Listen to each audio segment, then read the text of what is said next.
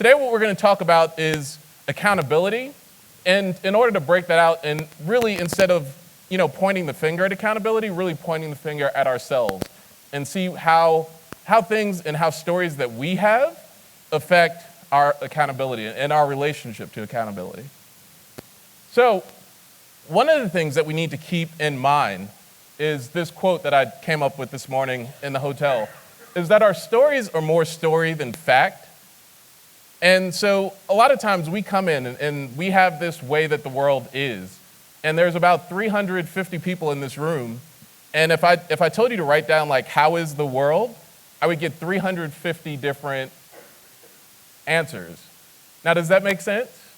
Does it make sense that we'd have 350 people give 350 different ways of how the world is, right? And then if I said, well, how many people think that's fact? All 350 of you would raise your hand and say, yeah, no, mine is fact. And it's like, well, but if yours is fact, then everyone else's is wrong, right? So get that most of our story is more just story. And a lot of times we grow up, for me, like I created this great story of what the world is, and my aunts agreed with me, so it's fact, right? Like we all came up together with it together, so it's extreme fact. So what's your relationship to tasks, right? Before we can even move to accountability, we have to see what your responsibility with tasks are. And I like to create this little scale, right? Like, are you on the happy side of the scale? When someone says do something, right? So when it was like, you know what, clap. Where were you? Were you over here with the happy face or were you angry cat, right? And you can't lie because I saw you, right? Like I saw some of you guys were like,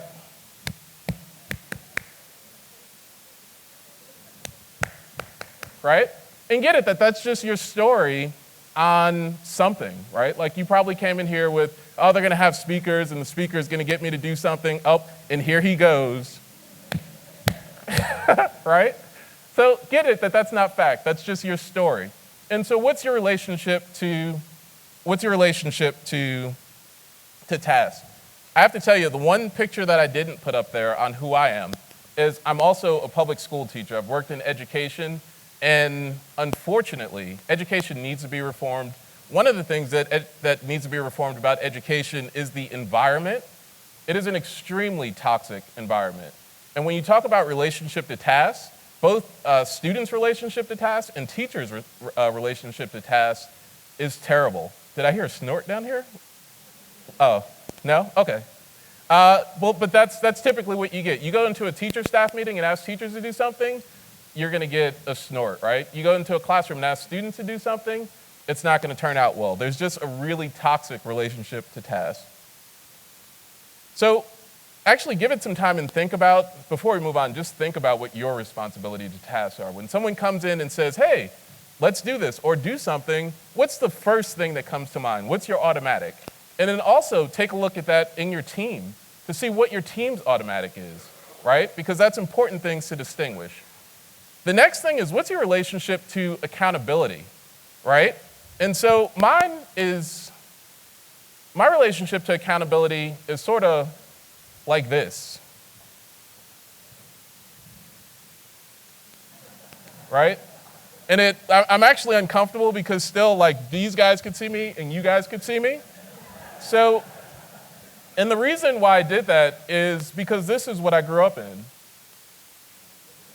right? And this probably makes no sense until I explain it to you, but my mom is a perfectionist, right? My dad doesn't really care. Bless his soul, thank you. My mom is a perfectionist. So everything that I did needed to be perfect. Everything she does needs to be perfect. Everything that I do everything that I did needed to be perfect. And so it really formed this, where I would sit behind and like, all right, let me get it perfect. Let me get it perfect. Let me get it perfect. I think it's perfect. It's okay? All right, good, right? So distinguish what your relationship to accountability is, right? And also look at that on people in your team, because you may see some people on your team do that, right? Like, how many of you guys are the person at the meeting where you don't say anything until you have it perfect? Uh-oh, people's hands don't work? I'm the only one? All right, good, right? So 2 people, there's 3 of us in the room, right? How many people in the room are like unwilling to even show like where you are on the timeline or anything like that until it's completely perfect. Right? Good, like 8 of us. Perfect. All right, so just know that this mostly, it's because of story that we have, right?